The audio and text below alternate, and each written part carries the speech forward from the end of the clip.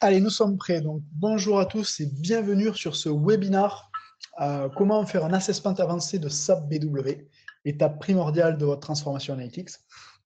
Donc, je suis Julien Durip, le directeur technique chez Rapidius. Je suis accompagné d'Alexandre Rohan, notre responsable technique. Bonjour. Bonjour Alexandre. Et nous allons vous parler un petit peu de notre dernière fonctionnalité délivrée avec notre outil de BI Smart Repository, qui est la fonctionnalité d'audit de vos environnements SAP BW. J'avance un petit peu sur les slides. Donc aujourd'hui, rapidement, je prendrai quelques minutes pour représenter qui sommes-nous, qui est Rapidius. On représentera un peu notre offre globale, mais néanmoins, pour ce webinaire, on fera un focus quand même sur la partie BI Smart Repository, sur notre fonction d'audit. Donc on parlera du BI Smart Repository, de comment cartographier votre existence à BW, comment faire un audit avancé de votre existence à BW à partir de nos outils, quels sont les rapports qu'on peut vous mettre à disposition et comment vous pouvez vous jouer un petit peu avec ces données d'audit. On parlera de quelques références et cas clients et on prendra à la fin du webinaire l'ensemble de vos questions-réponses. On a muté les microphones de tous les participants pour éviter les bruits parasites. Néanmoins, vous avez un outil de chat et un outil de questions associé au webinaire. N'hésitez pas tout au long du webinaire à poser vos questions. Et comme je vous l'ai dit, on prendra 10-15 minutes à la fin du webinaire pour répondre à vos questions.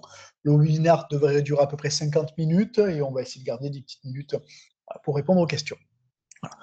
Rapidement, donc je présente un petit peu l'entreprise. Donc aujourd'hui, Rapidius, éditeur de logiciels spécialisé sur les solutions analytics. Deux missions aujourd'hui. La première, accélérer et aider nos clients à accélérer le déploiement des solutions analytics dans leurs environnements. Deuxième solution qu'on propose, aider nos clients à maîtriser, centraliser et migrer justement le contenu des analytics vers de nouvelles plateformes, vers, on le verra, BW vers cette datasphère, peut-être pourquoi pas BW vers BW4, BW vers un autre hyperscaler de type Azure, Palantir, AWS. Voilà, donc l'idée pour nous, c'est de trouver et de mettre à disposition des solutions pour nos clients pour les aider à, on va dire, garantir et accélérer ces process de migration. On a un peu plus de 40 références et 10 partenaires dans le monde. On est PE Build chez SAP. Nos solutions aujourd'hui sont certifiées par SAP pour pouvoir être utilisées sur les environnements SAP. Aujourd'hui, on va reparler rapidement de notre offre globale. Donc, dans l'offre globale, nous avons deux produits. Le premier produit qui sont à gauche, les business content. Les business content vont vous aider à accélérer la mise en place de la BI dans des environnements ECC on HANA, S4HANA, SAP DataSphere, SAP Analytics Cloud, dans des environnements vraiment SAP. Dans des environnements SAP, mais du nouveau monde sur des bases ANA, sur du DataSphere, sur la partie SAP Analytics Cloud. Voilà. Donc là, on va vous aider en fait avec nos pré-packages à venir installer et déployer un content qui va couvrir à peu près 70% de vos besoins. Derrière, ce content va avoir besoin d'être customisé. Il reste 30% à customiser, mais néanmoins, si déjà au démarrage du projet, en quelques jours, on arrive et on implémente 70% de vos besoins, c'est un gain de temps considérable pour démarrer vos projets analytics dans le monde SAP. Ça, c'est le premier produit qu'on ne verra pas aujourd'hui. Le webinaire est plutôt focus sur le deuxième produit qui est le BI Smart Repository. Cet outil-là, je vais le présenter au fur et à mesure de nos slides, va vous permettre justement de cartographier vos environnements BI. Donc, si on avance un petit peu sur les slides, on va pouvoir, à partir du BI Smart Repository, avoir accès à donc, tous les outils de reporting et toutes ces sources de données-là. Donc, notre outil va se connecter à vos outils Business Object, à vos outils Power BI, Tableau Software, Analysis for Office, à du BW avec la notion de BigQuery, à du Digdash, à des tuiles Fiori de S4HANA, à du ClickView. Et en termes de sources de données, on va être capable de se connecter à des environnements SAP BW, DataSphere. On va être capable de cartographier les calculations view, les CDS view de vos environnements S4 ou ECC on HANA. On va être capable de se connecter à l'ETL aussi de SAP qui est Data Services et aussi à des outils un peu plus agnostiques de type SQL Server, Talend, prochainement Fabric et Snowflake. L'idée, c'est notre plateforme qu'elle puisse se connecter à tous ces outils-là et cartographier, scanner ce que vous avez fait justement dans vos environnements. Donc la plateforme va vous mettre à disposition plusieurs outils et plusieurs fonctionnalités.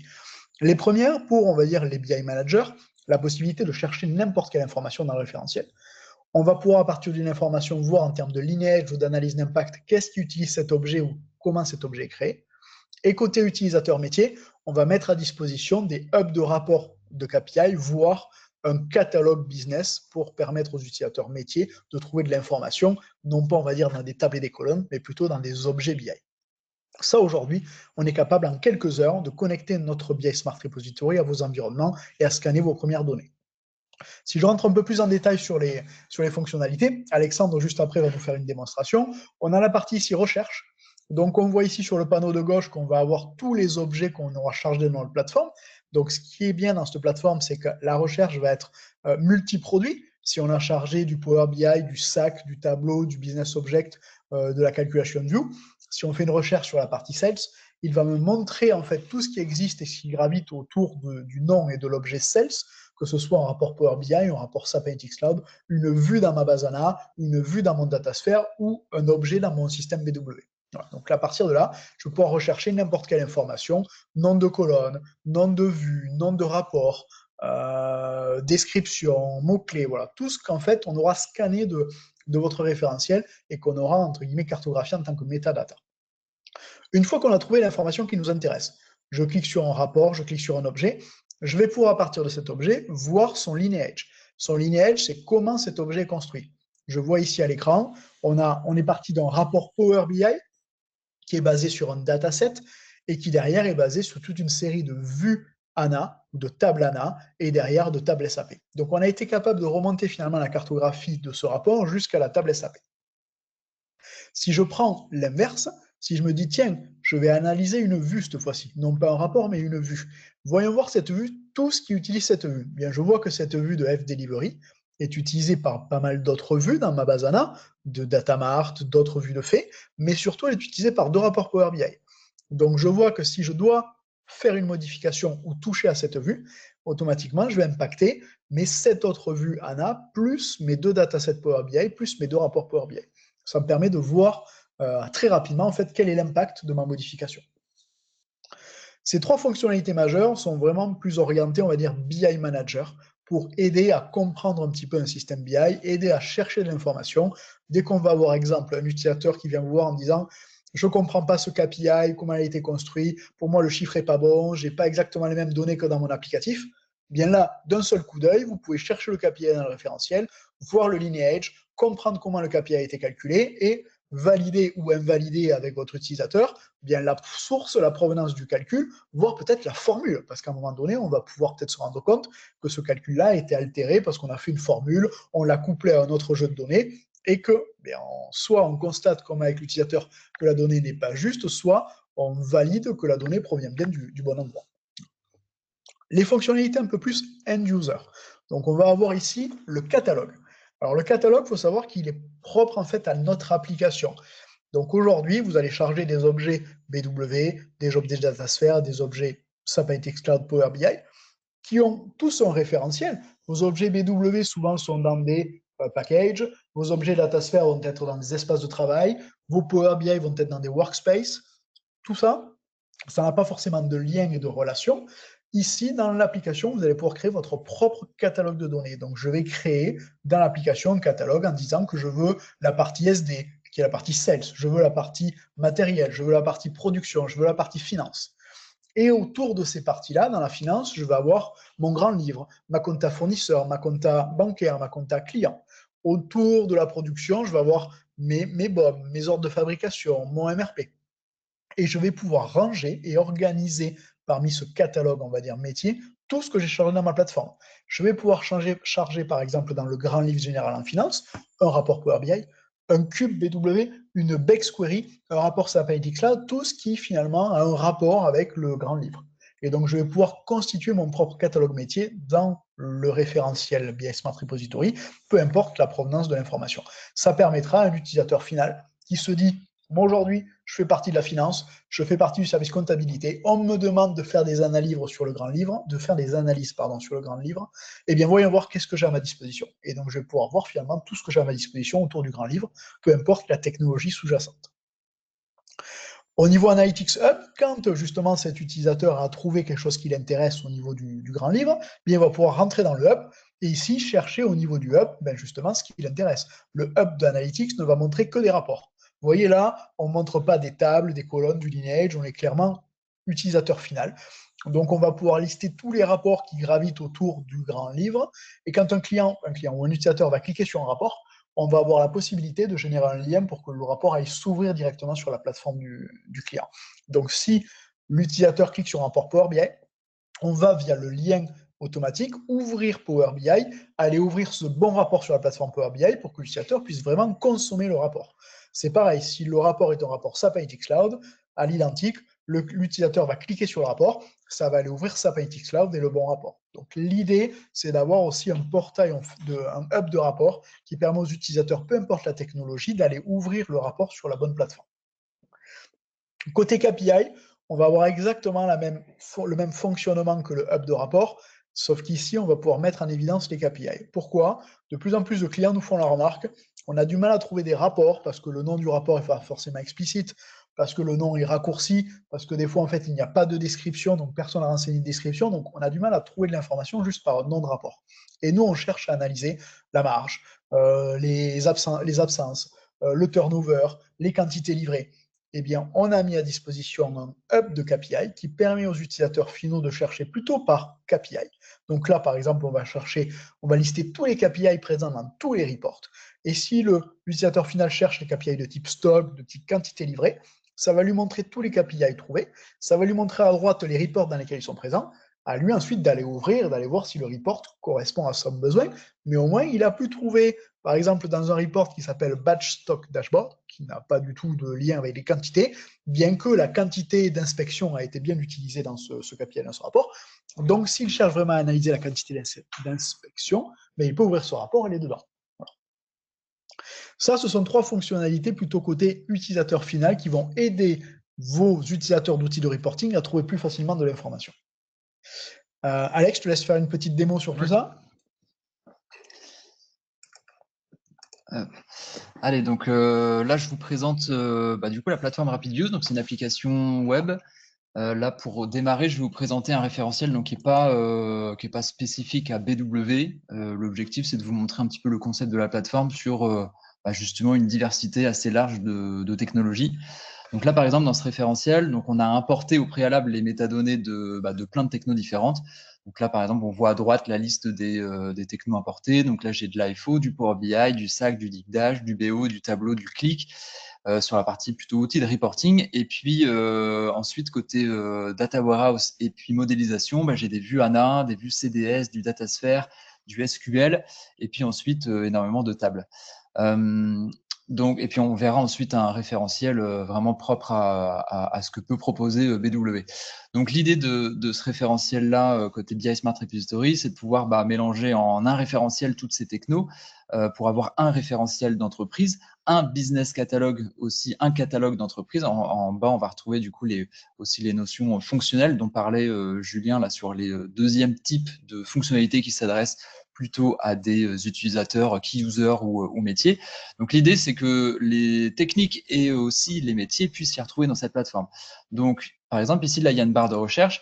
On va pouvoir faire des recherches globales du coup sur tout le référentiel, mais à partir de termes assez génériques. Donc là, je peux prendre, assez au langage naturel. Donc là, par exemple, je peux prendre delivery et et l'outil me remonte tous les rapports aux couches sémantiques ou datamart. En fait, on va descendre comme ça ensuite dans les modèles, datasphère et puis les tables tout en bas.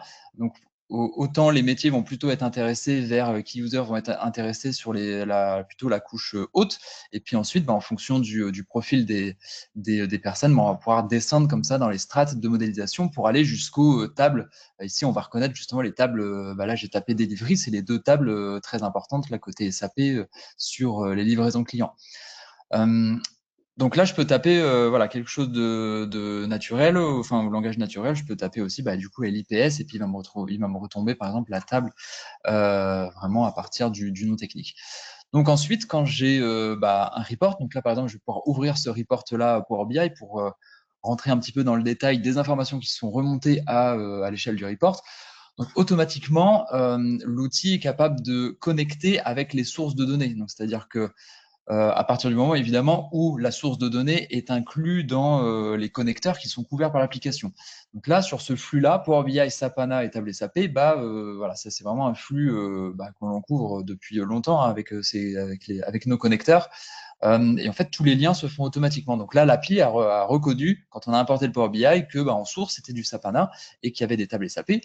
On va retomber aussi on va retrouver ici la liste de toutes les colonnes qui sont présentes dans le report. Donc en bleu les attributs, en orange les KPI. Donc ça c'est une règle qui est assez standard, enfin générique sur l'application. Et enfin le troisième onglet, donc là où on montre vraiment la puissance de l'outil, puisque tous ces lineages-là se font automatiquement. Après avoir importé du Sapana, bah voilà, il y a ce lineage-là qui est propre. Là, j'ai 3 couches de modélisation sur Sapana, mais ça pourrait être, on le verra tout à l'heure, sur du BW, sur du Datasphere, etc. Basé sur les tables SAP. Et puis au-dessus, en jaune, ce sont mes outils, mes objets Power BI. Donc ça démarre par un dataset, hein, le modèle, qui propose après la couche sémantique, et puis cette couche sémantique qui est consommée au niveau du report. Donc là, on parle vraiment, sur cette couche-là, on parle vraiment des visuels, des tableaux, etc. Donc ça marche. Ici, là, c'est du Power BI sur ANA, sur table SAP, mais je peux vous montrer un autre exemple. Ici, par exemple, Billing Overview, celui-ci, c'est de l'analysis for Office sur CDS, sur table SAP. Donc là, c'est voilà. Et après, le lineage va se faire aussi automatiquement. À noter, j'en profite pour dire que les CDS standards de SAP sont aussi couvertes par notre outil. Donc ça, on peut vous activer tout le référentiel alors on parle de 60 000, 70 000 CDS sur le référentiel 2023 de SAP. Ça c'est pareil, on peut tout vous mettre à disposition, tout est cartographié.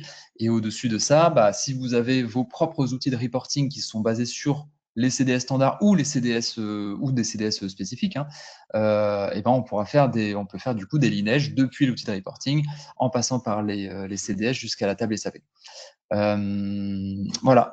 Après, pour vous montrer un petit peu un lineage un peu plus fin, parce que ce qu'on met en avant aussi, c'est vraiment la finesse de ce data lineage. On a le data lineage au niveau colonne, quelle que soit la technologie. Donc là, par exemple, je suis dans Power BI. J'ai ce KPI on time. Moi, je sais qu'il est calculé, donc c'est pour ça que je le prends pour exemple. C'est un KPI qui se base en fait sur plusieurs champs bruts SAP. Et donc, dans le data lineage, on va voir justement quelle est la formule de calcul et à quel endroit le calcul est opéré. Donc là, par exemple, je vois que le on time, en fait, il vient de cette vue de fait-là. Et là, j'ai un FX et je repère justement la formule de calcul.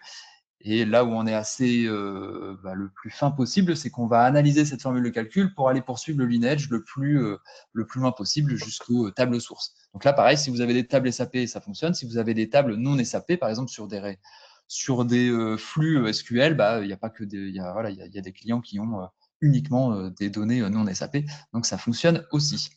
Voilà. Ensuite, rapidement alors je ne vais pas passer Oui, en revue voilà, parce on que peut rapidement là sur les 3 fonctions là, côté un peu end-user. Voilà. donc, Analytics Hub, je vais présenter uniquement celui-ci, mais l'Analytics Hub, l'idée c'est de montrer justement à partir d'une vision métier. Donc là, j'ai mes sales, j'ai mes purchases, j'ai ma production, et puis ensuite on peut créer des sous-référentiels. Et donc je peux comme ça naviguer à travers mes reports vraiment à partir d'un angle métier avec des domaines, des sous-domaines, des sous-sous-domaines. Donc tout ceci est configurable et l'intérêt c'est de pouvoir mettre dans une boîte sales, et à l'intérieur, je peux mettre du Digdash, du Power BI, du BW, etc. quoi. Voilà, on va repartir sur la présentation pour rentrer un peu dans le vif du sujet côté BW. Exactement, tout à fait. Merci Alexandre pour la démonstration. Donc on va voir que côté BW, tout ce qu'on vous a présenté là aujourd'hui fonctionne. Donc la partie cartographie BW, bien le lineage complet de vos objets BW va fonctionner, l'analyse d'impact aussi, la recherche aussi. La partie hub va aussi fonctionner. On est plutôt, quand on parle de BW, sur la partie haute, côté utilisateur final, sur des Bex query et sur des rapports analysis for Office, mais on a aussi des clients qui ont du rapport Web Intelligence basé directement sur des Bex query.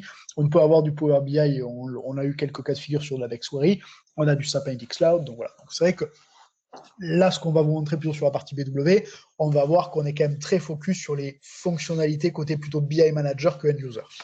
Aujourd'hui, donc, pourquoi déjà auditer et cartographier vos objets BW? Déjà, c'est une bonne question. Bien, déjà, BW est une fin de vie proche, aujourd'hui annoncée 2030 par SAP. Alors, il y a du 2027 avec étendu jusqu'à 2030. Les migrations vers BW Fort ne sont pas aussi simples que ça. Donc, c'est pas juste, tiens, je prends mon BW, je le migre en BW Fort et je suis maintenu jusqu'en 2040. Voilà, la migration peut être vite coûteuse et complexe. De plus en plus de clients se posent la question de remplacer par du BW par d'autres technologies. Aujourd'hui, les hyperscalers proposent tous des différentes data platforms. On a Azure, on va avoir AWS, on va avoir GCP, on a SAP qui propose même maintenant SAP Datasphere, qui d'ailleurs la préconisation de SAP, c'est d'aller vers SAP Datasphere. C'est pas forcément de conserver son BW. Donc aujourd'hui, voilà, l'idée en, on va dire, prévision de cette migration qui va arriver quand même dans les années à venir, c'est d'inventorier tout ce qu'on a dans son BW. Est-ce qu'on a des choses intéressantes, pas intéressantes? Est-ce que tout est réellement utilisé, pas utilisé? J'ai un BW des fois qui fait des téraoctets de données parce que ça fait 20 ans qu'on l'a dans l'entreprise, on ne l'a pas optimisé, on ne l'a pas purgé, on l'a laissé vivre. Mais demain, le coût de migration d'un BW de 20 téraoctets par rapport à un BW de 1 téraoctet ne sera pas le même. Donc, est-ce qu'on a envie de mettre des coûts astronomiques de migration pour peut-être migrer les choses inutilisées? Pas sûr. Donc, l'idée pour nous aujourd'hui, avec notre outil, c'est de vous aider à faire un travail d'inventaire sur vos objets BW. Très souvent, on se rend compte dans les entreprises chez qui on intervient qu'il y a de moins en moins de ressources connaissant bien BW. Voilà. Et donc, du coup, compliqué de faire le travail en interne quand on n'a pas forcément de ressources ou de personnes qui maîtrisent tout l'existant. Attention, il peut y avoir aussi des erreurs. L'erreur est humaine. Auditer et cartographier 400 objets BW, on le fait à la main, on ouvre chaque objet dans la console BW, on fait des copier-coller, on fait des exports Excel, on a vite fait de faire une erreur, d'oublier des choses. Là, nous, aujourd'hui, l'outil, il fait ça de manière automatique. Donc déjà, on réduit les risques d'erreur. La documentation est souvent parcellaire, obsolète, voire absente. Voilà, il n'y a pas souvent des beaux systèmes BW bien documentés. L'idée aussi, grâce à nos outils, est de centraliser tout votre environnement BI. Parce que derrière BW, vous avez peut-être certains clients, on a qui ont du BW, on en a, ont déjà des vues ANA aussi, des external views qui sont faites. Vous allez avoir des backstories, vous allez avoir des analysis for office, vous allez avoir des rapports BO qui pointent dessus. Donc, cartographie en BW, ça fait pas tout. C'est que derrière, autour de BW, il y a d'autres choses qui gravitent. Donc, notre outil, grâce à tous nos connecteurs, est capable de cartographier tout ce que vous avez autour de votre BW. Et l'idée, clairement, qu'on a avec cet outil et cette fonction, c'est surtout de vous aider en fait à gagner du temps dans la migration. Comme je l'ai dit juste avant, hein, migrer 100 objets au lieu de 400 objets coûtera toujours moins cher en termes de migration, coûtera aussi moins cher en termes de plateforme, de data platform cible. C'est toujours moins cher d'héberger 1 téraoctet que 20 téraoctets. Voilà, donc l'idée pour nous, voilà, c'est de vous donner les armes pour que vous puissiez être en capacité de réduire, de savoir ce qui est utilisé, pas utilisé, et de, on va dire, préparer au mieux votre migration BW ou la continuité de BW dans un datasphère ou dans un BW fort. Voilà. Donc aujourd'hui, un petit focus sur notre connecteur BW. On gère aujourd'hui toutes les versions de BW. Donc là, Alexandre, BW on en a, Fort ANA, 7.5, 7.4, 7.3. Voilà, donc peu importe la version de BW, nous avons plusieurs connecteurs pour y accéder. Un connecteur ANA, en direct à la base ANA pour les BW motorisés sur ANA, et un connecteur ABAP qui marche aussi avec les BW motorisés en ANA, mais qui marche aussi pour les BW vieille génération. Et après, dans les listes d'objets qui sont gérés, bah maintenant, on est assez exhaustif hein, sur tous les objets qui peuvent être inclus dans les BW clients. Donc effectivement, bah, comme on gère toutes les versions de BW, bah, tous les clients n'ont pas cette liste-là. Certains vont plus utiliser voilà, les multi-providers, d'autres les composites, etc. Les éléments clés, c'est les transformations en bas ici, puisque bah, c'est dans BW, c'est ici que bah, réside toute l'intelligence de modélisation et de lien entre les objets. Les DTP Info Package aussi sont très importants parce que ça nous permet de savoir bah, quels sont les flux parce que, qui sont alimentés dans BW. Et puis enfin, je dirais l'autre élément clé, ce sont les Bex Query, qui sont les couches sémantiques qui nous permettent de savoir bah, quels sont les KPI, quels sont les axes, les attributs clés qui sont utilisés par les utilisateurs finaux, sachant qu'en plus dans les Bex Query, bah, on peut remonter les statistiques d'utilisation. Donc ça nous permet aussi de mettre en perspective un référentiel BW. Voilà, sur un référentiel, je sais pas, de 600 Bex, bah, quand on regarde les statistiques d'utilisation, eh on se rend vite compte que bah, tout n'est pas utilisé. Donc c'est ce qu'on va vous montrer après dans les fonctions d'audit. Tout à fait. Merci Alexandre. Donc rapidement, on voit qu'on peut rechercher de l'information. Je vais passer rapidement sur ces slides, c'est ce qu'on a expliqué tout à l'heure. Que ce soit un analysis for Office, une BexQuery, un InfoCube, un multi-provider, on peut rechercher de l'information. On peut voir le lineage. Donc ici, on a pris le lineage d'un cube et on voit derrière tous les objets qui sont utilisés derrière jusqu'à la data source ou à l'extracteur. On verra, là on ne l'a pas eu dans cette capture, qu'on est même capable d'avoir aussi la table SAP derrière l'extracteur. C'est ça. On a la liste des routines, donc toutes les routines, start routine, end routine, expert routine, field routine, voilà, qu'on a toutes les routines qui sont listées, les DTP, les info packages. On voit ici qu'on est parti, alors cette fois-ci, c'est plutôt une analyse d'impact. Là, dans ce cas de figure, on n'est pas en train d'analyser une BexQuery, savoir comment elle est construite, on se dit, tiens, voyons voir tout ce qui utilise ma T001, cette table-là. Je vois tous les objets dans mon système BW qui utilisent cette table-là. Voilà. Ça me permet aussi de faire une analyse d'impact. Si, à un moment donné, je dois modifier ou toucher quelque chose sur une table ou un objet, ben, je sais tout ce que je vais potentiellement impacter derrière. Voilà. Et Alex, je te laisse du coup nous faire une petite démo là-dessus. Ce sera bien plus parlant directement sur l'application. Allez, du coup, je repasse côté plateforme. Donc ici, c'est un référentiel où, alors j'ai que du BW dans ce référentiel. Donc là, je vois la liste des objets. Donc j'ai 285 BexQuery, j'ai des multi-providers, 17 multi-providers, 17 composite providers, 44 infocubes, des ADSO, des DSO, des info-objets, des info-sources, 105 info-sources. Et enfin, les data sources, donc la dernière couche côté BW.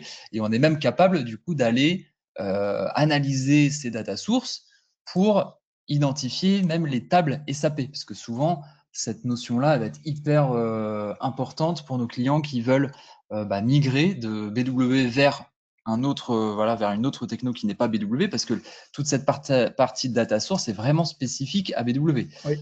Pour ceux qui, donc, pour les clients qui construisent toute leur BI BW sur ces data sources-là et qui veulent migrer dans un, alors soit DataSphere, soit GCP, soit Azure, etc.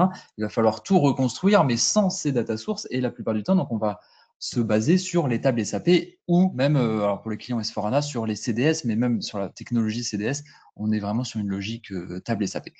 Donc voilà, et j'ai même ici aussi un workbook. C'est-à-dire que là, je vais vous montrer un exemple de report analysis for Office, donc qui est basé sur des BEX pour voir ce que ça donne. Donc là, j'ai 285 BEX-query. Donc là, je vois la liste des BEX. Donc ici, qu'est-ce qu'on peut faire? On peut prendre, un mot-clé et faire une recherche, par exemple, sur fournisseur. Donc pareil, là, sur fournisseur, ça viendra me filtrer mes BEX, mes tables SAP, etc. On peut chercher quelque chose d'un peu plus technique, propre à BW, de LIS, par exemple. Donc là, je vois tous les data sources de LIS qui sont utilisés par ce référentiel. Donc la plupart du temps, quand on va en fait importer le contenu des métadonnées des serveurs BW clients, on va prendre justement ce qui est utilisé.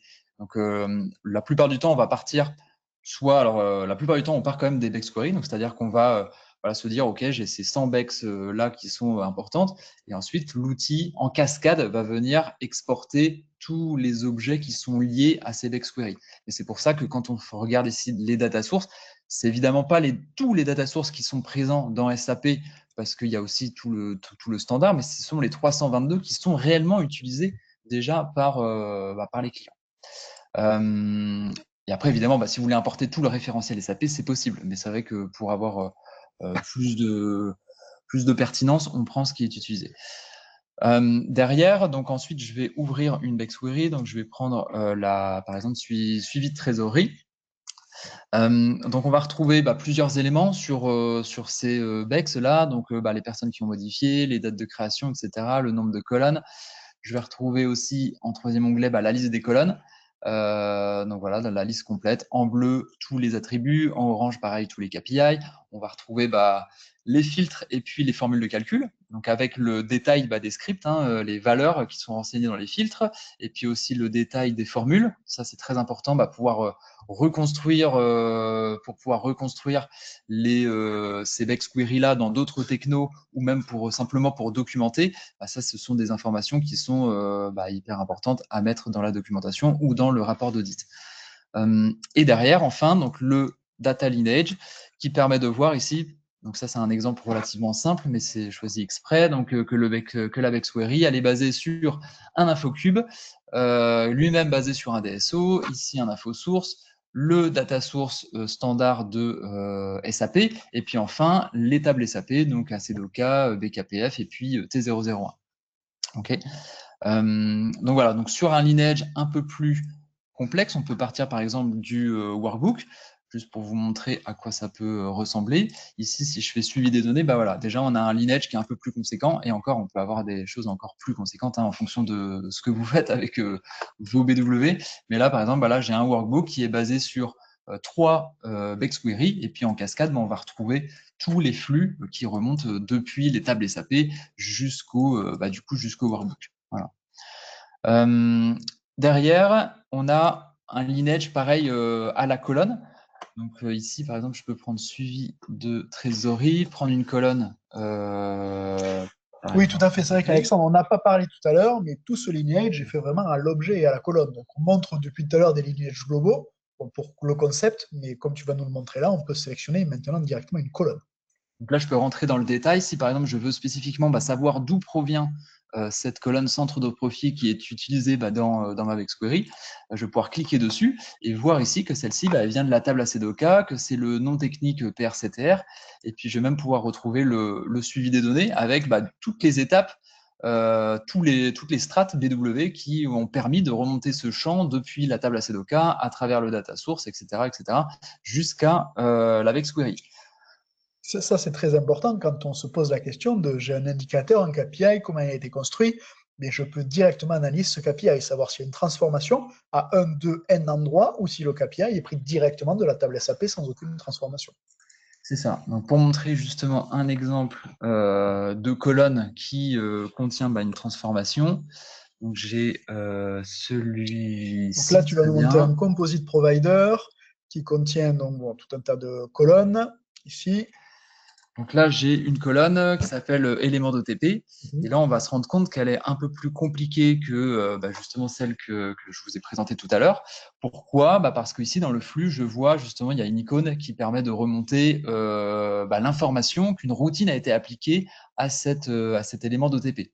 Donc là, justement, l'idée, c'est de pouvoir cartographier tous les objets, toutes les colonnes et pouvoir dire, voilà, ces colonnes j'ai ce lot de colonnes qui sont assez simples, en fait, il n'y a pas de transformation particulière qui sont appliquées dans le BW. Et puis là, j'ai des colonnes, exemple ici, avec des routines.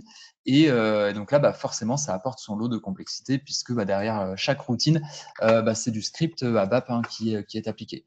Donc on remonte les fils de routine, on remonte aussi toutes les routines qui sont liées, donc les end routines, les start routines, qui sont liées directement aux objets. Donc là, si je prends un exemple, Zero Customer, celui-ci. Là, j'ai un onglet routine qui apparaît puisque dans cet objet-là, du coup, sont présents des expert routines, des head routines et puis des start routines. Et donc, pour chacune des routines, on peut retrouver justement le script. Okay. Je vais vite. Dernière chose que je voudrais montrer, c'est les DTP. Zéro vendeur ici. Donc, sur celui-ci, c'est celui-ci. Voilà, là, j'ai des DTP ou des info packages. Très intéressant de voir que là, on est sur un info source. Il a été alimenté avec ces info packages-là. Donc, je vois les dates de dernière exécution. Et puis aussi, très important, les filtres qui sont appliqués. Donc ça, c'est très important. On va pouvoir comprendre comment sont alimentés les objets et quels sont les filtres. Parce que pareil, si vous voulez reproduire ça dans une autre technologie ou simplement pour documenter ou expliquer les valeurs qui sont remontées à travers cet objet-là, les valeurs des filtres sont essentielles et la plupart du temps, elles sont cachées dans les info packages, dans les DTP, dans les routines, etc. Donc c'est pour ça qu'on remonte toutes ces choses-là. Oui, donc là, aujourd'hui, on confirme qu'on est bien en mesure de cartographier toute la complexité d'un système BW, d'aller de l'objet utilisé jusqu'à la routine, pour pouvoir mettre à disposition dans le cadre d'un projet de migration, de décommissionnement ou passage sur notre technologie, finalement, toutes les spécificités connues du système BW. C'est ça. Et aussi, qu'est-ce qui est utilisé et pas utilisé, pour peut-être, à la limite, ne pas se concentrer sur les choses inutilisées. C'est ça, exactement. Okay. La dernière chose, analyse d'impact, là, je peux repartir par exemple de ma colonne ou de mon data source et regarder, pour le coup, quels sont les objets qui utilisent au moins une colonne de cet objet. Donc là, pareil, ça permet de cartographier assez rapidement toutes les BEX qui sont issues d'un data source. Allez, je repasse sur la présentation pour les fonctions qui sont plus du coup dédiées à la migration avec le wizard. Tout à fait. Donc, merci Alexandre. Aujourd'hui, on a vu qu'on était en capacité de centraliser et cartographier tous vos environnements BW. Donc, ça va vous permettre, vous, de faire du tri, du ménage, de comprendre un peu mieux votre environnement de BW, mais ça ne fait pas la migration. Ça permet juste de se rendre compte. Derrière, par contre, on a développé aussi des outils, un Analytics Wizard qui est intégré à la plateforme, qui va nous permettre de choisir un cube BW. Maintenant que le cube BW, on l'a stocké dans la plateforme. On est capable de savoir toutes les champs sources, les routines, la complexité, comment il est construit. Donc on va pouvoir, grâce à notre plateforme, décortiquer ce cube BW, l'envoyer dans notre Analytics Wizard, et derrière, notre Analytics Wizard, qu'est-ce qu'il va faire? Il va prendre toutes les caractéristiques de ce cube, il va les mettre en forme, ça c'est on va dire notre propriété intellectuelle, et derrière, il va aller le comparer à nos business content. Je ne sais pas si vous vous rappelez, au tout début du webinaire, je vous ai parlé qu'on avait des business content. On a développé nos propres vues DataSphere, nos propres vues S4HANA. C'est Rapidius qui a développé ça. Et aujourd'hui, nous sommes en capacité de faire un gap analysis, de vous dire vos cubes BW avec ces 100 colonnes-là et toutes ces transformations-là, bien nous, c'est équivalent à telle vue, tel objet dans notre content à X%. Alors attention, hein, la plupart du temps, on n'a jamais du 100% parce qu'il y a des règles spécifiques, il y a des champs Z, etc. Mais on est capable de vous dire, on a un cube côté Rapidius qui équivaut à 70% de votre cube BW. Voilà tous les champs, les 70 champs sur les 100 couverts. Ces 30 champs-là ne sont pas couverts, il va falloir les reconstruire. Mais ça veut dire que derrière, quand j'installe ce cube-là, Rapidius, dans une plateforme S4HANA ou dans une plateforme SAP DataSphere, alors, je vous rappelle que notre content a été développé aujourd'hui sur des plateformes SAP, bien vous allez pouvoir bénéficier déjà de 70% de la réécriture du cube. Il n'y a plus que 30% à réécrire, toute la partie spécifique. Si demain vous envisagez de partir sur une autre plateforme, telle que Fabric, Snowflake, AWS, grâce à cette même méthodologie, on va pouvoir, nous, vous conseiller le cube à installer dans DataSphere, faire les ajustements pour couvrir 100%, et ensuite vous envoyer vos 100% dans le Data Lake Fabric. On fait gagner quand même 70% du temps grâce à nos contents et grâce à ce wizard. Donc Alex va nous faire une petite démonstration du wizard. Allez. Donc là, l'idée, donc on repart en fait du référentiel. Je vais prendre un exemple justement de requête BEX qu'on voudrait migrer vers un autre outil avec donc les business content Rapidius. Celle que j'avais choisie, c'est où est-ce qu'elle est? DFR. Peut-être.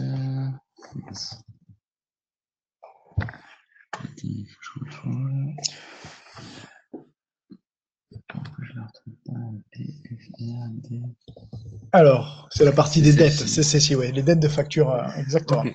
Donc celle-ci, je vois que quand je vais regarder le data lineage, elle est basée justement donc, sur la CDOK, sur de la BKPF, donc c'est tout ce qui va, toutes les informations qui vont nous permettre de reconnecter avec les business content Rapidius sur DataSphere ou sur S4HANA. Donc en fait, on va ouvrir le panneau ici à droite, on va sélectionner cette BEX, on pourra y ajouter d'autres BEX, on peut prendre 10 BEX, on peut prendre des infocubes, etc.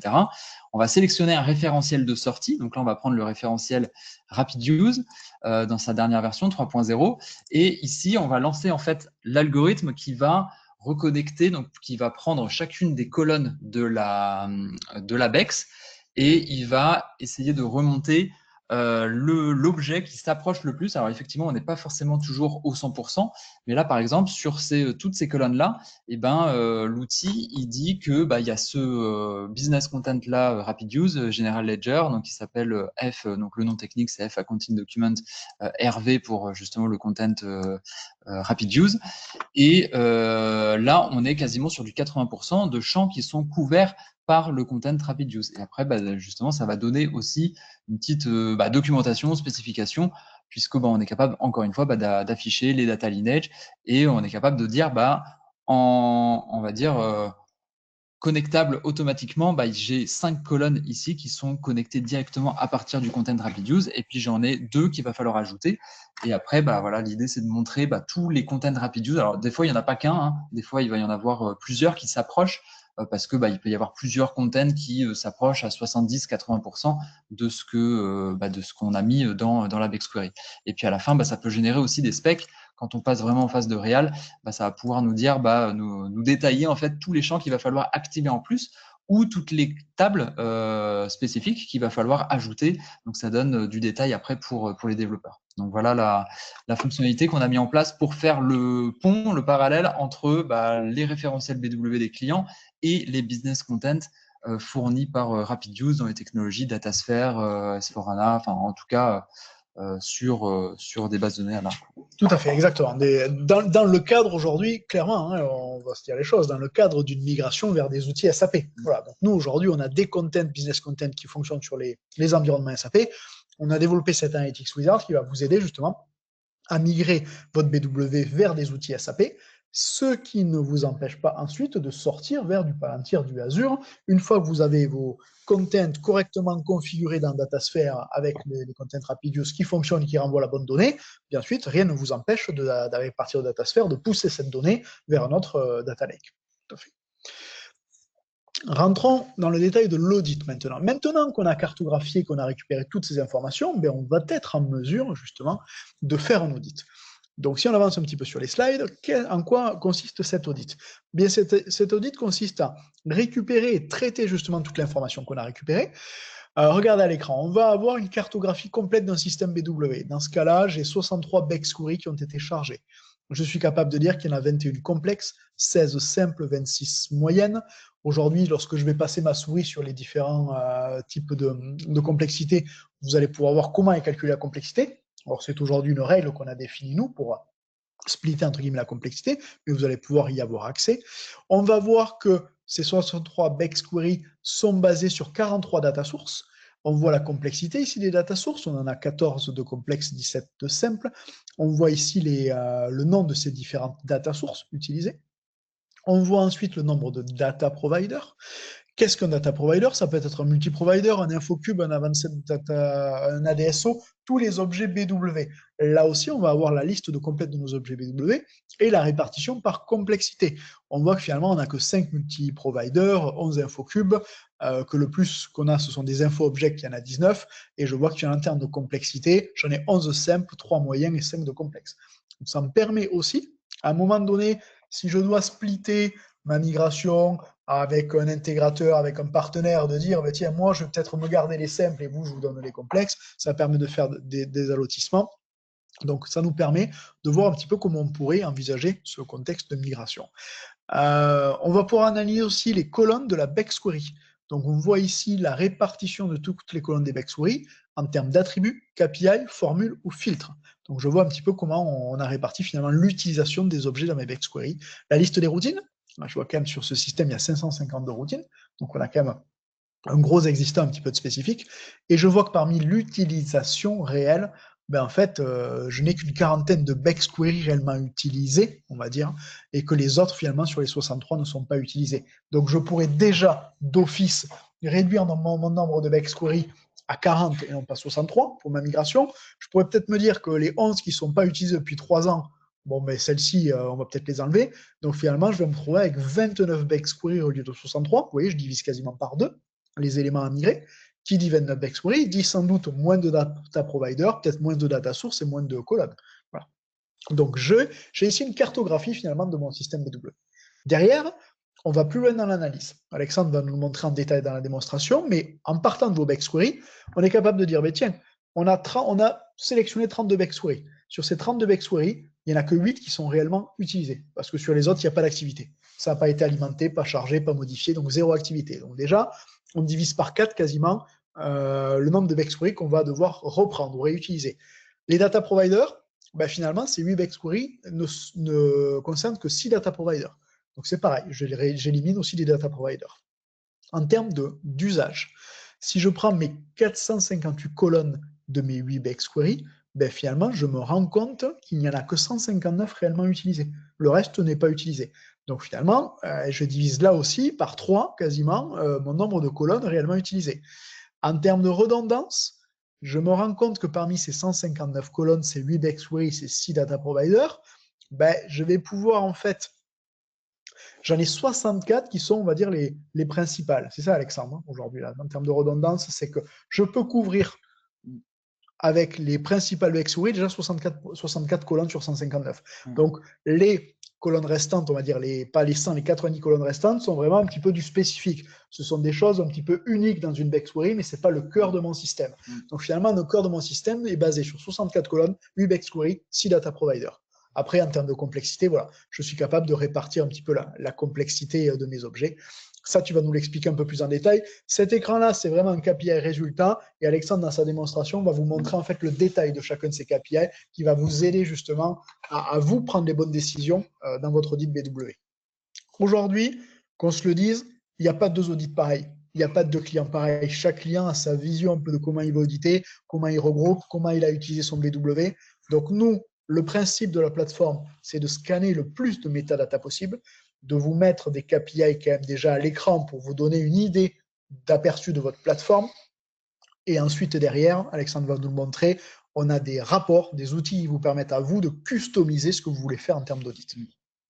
Donc là, j'ai rebasculé du coup dans la plateforme, donc sur justement cet onglet audit là qui du coup vient de sortir et permet d'auditer entre autres du BW, mais on l'a aussi sorti sur d'autres technologies. Donc quand on y est, donc on peut choisir son référentiel BW. On va pouvoir choisir, donc soit on va auditer toutes les Bexquery de mon référentiel. Donc là, par exemple, ici dans celui-ci, j'en ai 285. Ou alors, on va pouvoir appliquer ici à gauche, des filtres, soit sur les domaines métiers. Donc, par exemple, je vais pouvoir comparer le résultat de mon audit sur mes BEX finance ou versus mes BEX sales. Ou alors, on peut ensuite filtrer plutôt sur les créateurs, sur les développeurs côté BW. Ou encore, voilà, il y a plusieurs filtres. Ou encore, même, je peux sélectionner une liste de BEX à la main, choisir 10 BEX pour prendre l'audit sur ces 10 BEX-là. Tout à fait, parce que l'audit, du coup, là, est global, mais peut être à l'objet aussi, finalement. On peut avoir un audit à l'objet.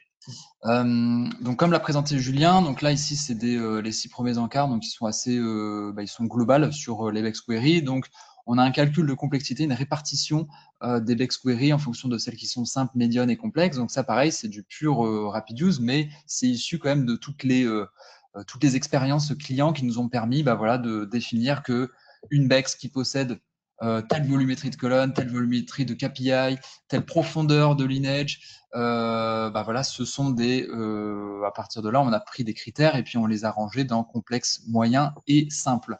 Voilà pour les Bexquery. Pour les data sources, la plupart du temps, ce qui est simple, c'est ce qui est SAP, standard.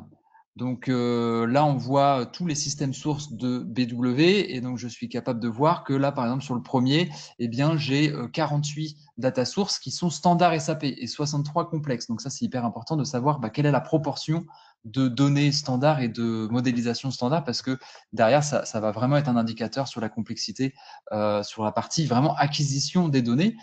Et puis après, ensuite, il y a le spécifique SAP, et puis après, il y a le spécifique non SAP, donc qui est encore plus complexe, qui peut être connecté à d'autres bases de données. Ensuite, 456 objets BW, donc ça, ce sont tous les objets BW qui sont en dessous des 285. C'est-à-dire que les 285, quand on regarde le data lineage de ces 285, la synthèse de ces data lineage, c'est 456 objets uniques rangés ici par type. Donc les multi-providers en haut, les composites, les infocubes, etc. Et on va descendre comme ça jusqu'au data source.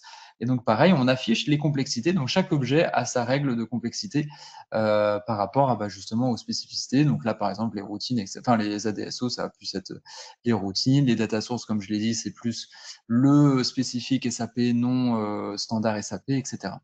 Donc ça, hyper intéressant aussi de pouvoir comparer, par exemple, d'un domaine à l'autre, finance, sales, quelles sont finalement les volumétries engagées derrière ces BEX, parce que 285 BEX, en fait, ça peut un peu tout et rien dire. On peut avoir 285 BEX qui sont basés sur 3 multi-providers versus 150 multi-providers. Donc voilà. La liste des colonnes totales, donc juste pour se rendre compte des volumétries à la colonne, parce que toute la suite ensuite de l'audit, ça va être vraiment basé sur les colonnes.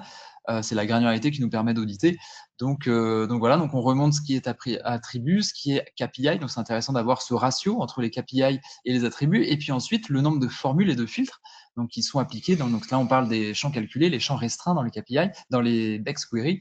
Donc quel volume ça implique c'est 285, donc c'est ce que permet de faire cet encart.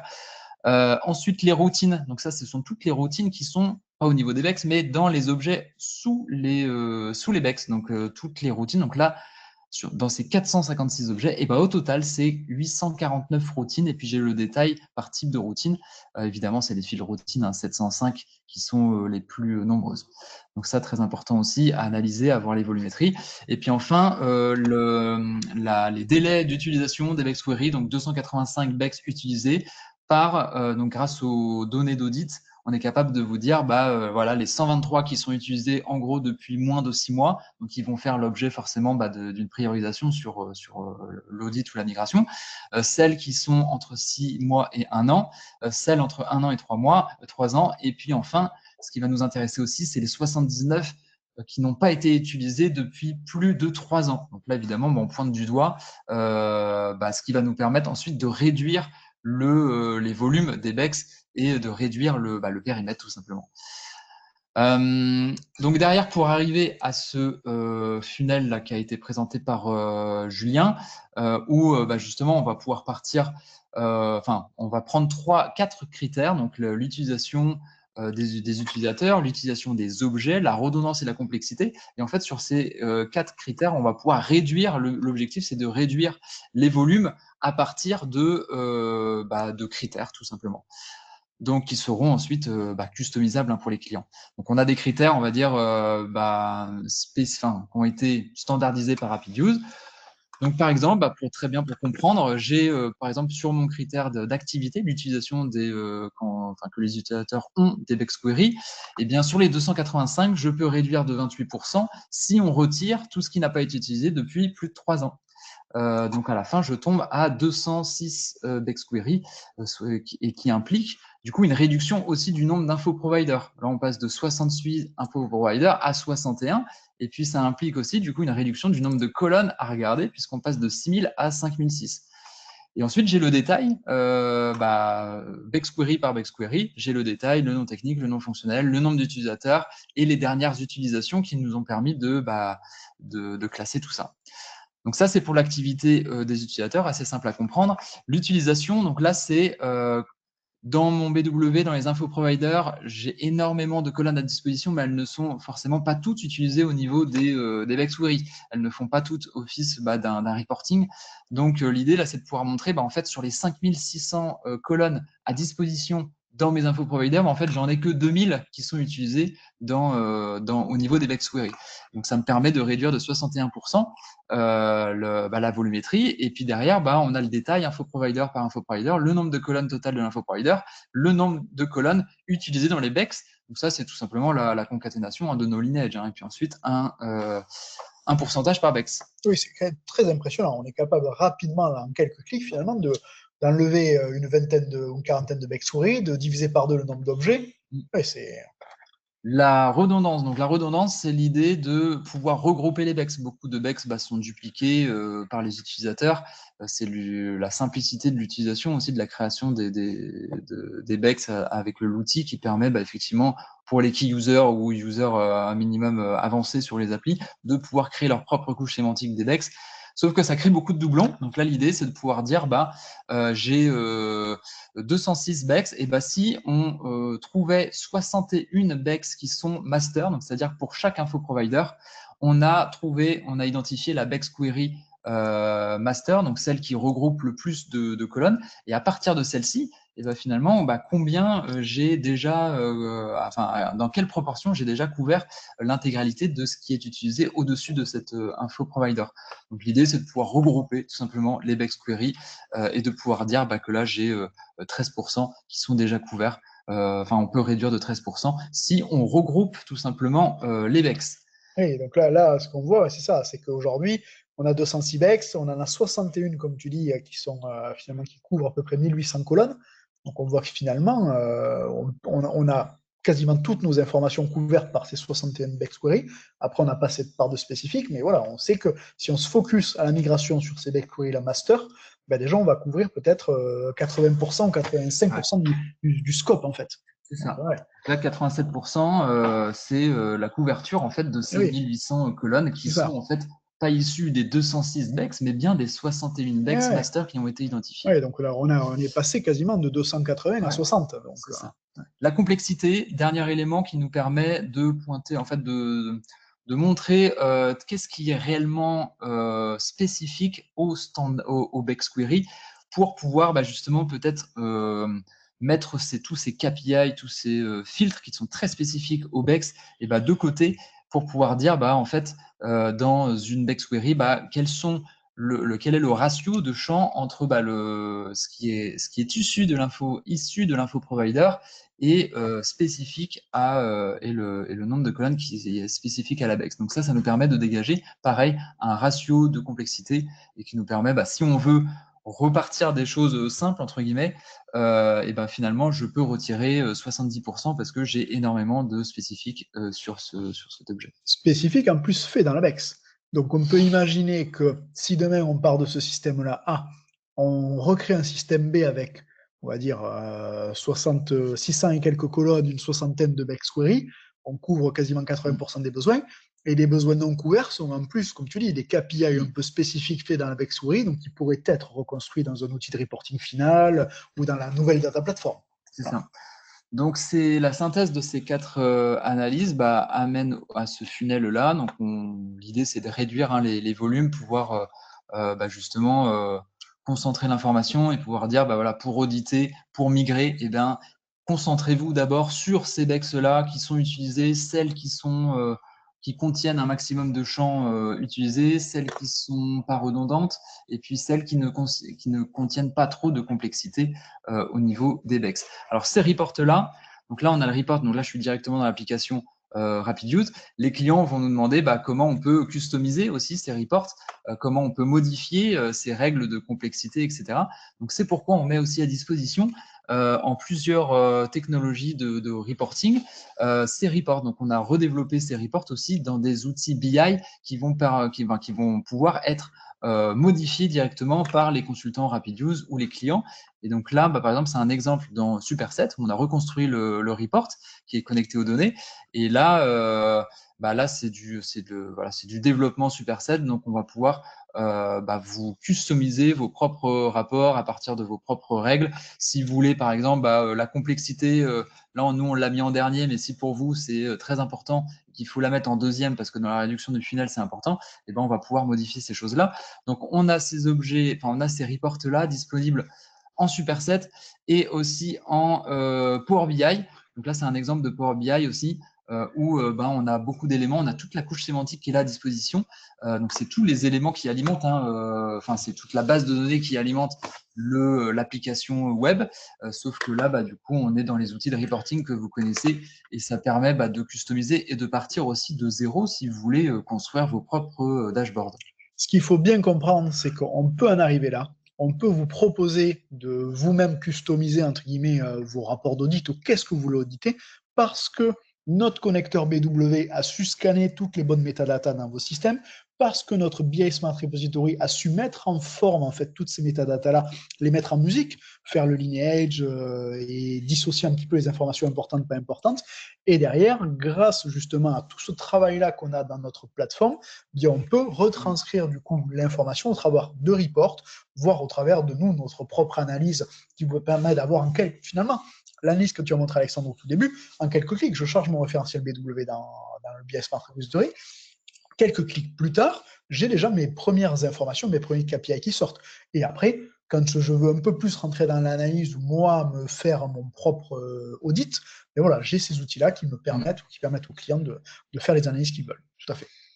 On Merci Alexandre. conclut, il reste Il reste quelques 0 minutes, minutes. donc on conclut rapidement. J'avais deux références là à vous présenter de cas clients, et puis après on passe aux questions-réponses. Ça, ce sont nos, on va dire, nos plus de 40 références aujourd'hui qui couvrent un petit peu tout ce qu'on fait, le BI Smart Repository, les contents, les audits BW, les audits BO, juste de la cartographie, du maintien en conditions opérationnelles des plateformes. Donc on couvre un petit peu tout le cycle de vie finalement de vos projets BI. Si on fait un focus un peu sur la partie audit BW, aujourd'hui, voilà, accélération d'un projet d'un client qui a souhaité donc décommissionner BW, passage de ECC et de BW Old Generation vers un nouveau système S4. Donc l'idée là, ça a été de cartographier ce qui était fait dans ECC, dans BW. L'idée du client et la volonté, c'était de passer dans S4 et de ne plus avoir de système BW, d'avoir du full temps réel. Donc voilà, on a réussi à cartographier leur système BW, la BI qu'ils avaient dedans, et à leur proposer de reproduire cette BI-là directement dans S4. Donc ça, c'est un projet qu'on a mené l'année dernière. Et pareil sur Forvia. Voilà, donc société d'équipementier automobile qui avait aussi un gros BW, donc qui se posait les questions de, alors eux, pas forcément en vue de migration, mais ils commencent à étudier différents produits, du SAP Datasphere, du Fabric, d'autres Data Lake. Et l'idée, c'était de se dire, mais qu'est-ce qu'on a dans notre BW? C'est quoi la complexité du BW? Parce qu'on commence à se poser la question de la suite, mais d'abord, avant de se poser la question de la suite, voyons voir déjà qu'est-ce qu'on a quand même chez nous dans notre système qui est réellement utilisé ou pas. J'en ai fini pour les cas de figure. On va passer rapidement aux questions-réponses. On a un petit réseau de partenaires là, si tu pouvais me le remettre. Donc aujourd'hui, nous, on est en France. On travaille en France avec Decivision, STMS, Augustarif et Capgemini comme partenaires. Mais on travaille aussi en Allemagne, aux Pays-Bas, en Autriche, en Espagne, en Irlande, au Canada, aux États-Unis avec d'autres partenaires. Et nous, on est basé aussi en France. On peut travailler en direct sans souci. Mais voilà, donc on est aussi ouvert à travailler directement avec des partenaires. Si on avance sur les slides, Alexandre, il nous reste après les questions. Voilà, donc on arrive sur nos coordonnées. Donc n'hésitez pas à nous coordonner, à nous appeler. Vous avez nos coordonnées à l'écran si vous avez la moindre question. Et on va essayer d'ouvrir la liste des questions-réponses. Ouais. Alors, une question, est-ce que le BI Smart Repository est une application uniquement web ou bien est-il possible de l'obtenir en mode on-premise? Alors, en fait, elle fonctionne un peu dans les deux. Il faut savoir que l'outil qui permet d'extraire toutes les données de votre système est on-prem. Donc, on a un outil qu'on n'a pas montré là, mais qui s'installe on-prem dans vos systèmes et qui lui cartographie tous vos systèmes. Il génère des fichiers JSON ou XML de sortie. Après, par contre, l'application qui permet de traiter ces fichiers, elle est cloud. Tout à fait. Mais par contre, cette application cloud n'est jamais connectée à vos systèmes. Elle ne fait que lire les fichiers d'export qu'on a générés sur vos systèmes. Voilà. Est-ce que le BI Smart Repository vient remplacer la suite 360 IceView et plus? Alors, ça sort un peu du contexte du webinar, mais je peux y répondre. C'est pour la partie Business Object. Aujourd'hui, alors oui et non. Aujourd'hui, un client qui n'a besoin que via un 360 Eyes d'aller savoir qu'est-ce qui est réellement utilisé dans sa plateforme, la complexité des objets, d'avoir un lineage, une analyse d'impact, oui. Aujourd'hui, clairement, on fait la même chose. Par contre, attention, la suite 360 n'est pas une suite que pour faire de l'audit en vue d'une migration BO. La suite 360 va vous aider aussi à maintenir, à administrer vos planifications, va vous aider aussi à auditer la plateforme. Quand je dis la plateforme, c'est l'activité des serveurs, les licences utilisées, l'activité des utilisateurs, la sécurité. Les outils 360 vont vous faire une cartographie de la sécurité que vous avez mis en place dans la plateforme. Nous, aujourd'hui, on ne fait pas ça. Nous, on ne travaille que sur la metadata dans des projets, on va dire, d'audit, de décommissionnement ou de migration. Donc, en fait, oui, sur quelques fonctionnalités, on va être, on va dire, concurrent, on va faire la même chose qu'au 360.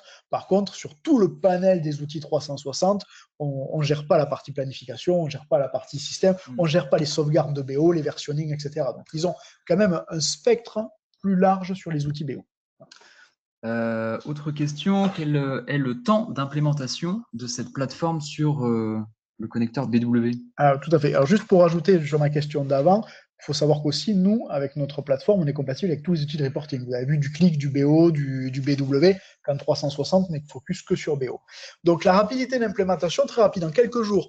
Comme je vous l'ai dit, on a un outil installé dans vos environnements à connecter à vos systèmes, et c'est lui qui fait les exports. Après, la plateforme, elle est cloud, donc ça prend 5 minutes de vous donner un accès. On va dire qu'en moins d'une semaine, on a cartographié une grosse partie de vos systèmes et on l'a mis à disposition dans notre environnement. Voilà, La c'est très plupart du rapide. temps, le plus long, c'est peut-être l'ouverture des accès BW, parce que du Oui, coup, notre outil on-premise, là, lui, va se connecter aux métadonnées quand même du BW. Donc deux modes, le mode RFC en mode ABAP ou le mode ANA pour les clients qui sont motorisés ANA. Mais voilà, après, il y a des prérequis sur l'utilisateur à oui. utiliser sur ces modes de connexion-là. Mais voilà, c'est des prérequis qui sont quand même Tout à fait. Il pas faut trop savoir compliqués. qu'aujourd'hui, on travaille chez des clients comme Total, comme Ouais. Safran, comme des banques. Donc, entre guillemets, on a passé déjà toutes ces steps et étapes de installer un outil dans un système ultra sécurisé, ouvrir des ports et des Mm. connexions vers des systèmes de production. Voilà, on est quand même familier avec ces sujets-là, mais comme tu l'as dit, Alexandre, des fois, ça passe par l'intégrateur, par l'hébergeur, par plusieurs personnes, le temps d'avoir le bon accès et l'ouverture du port. Voilà. Mm.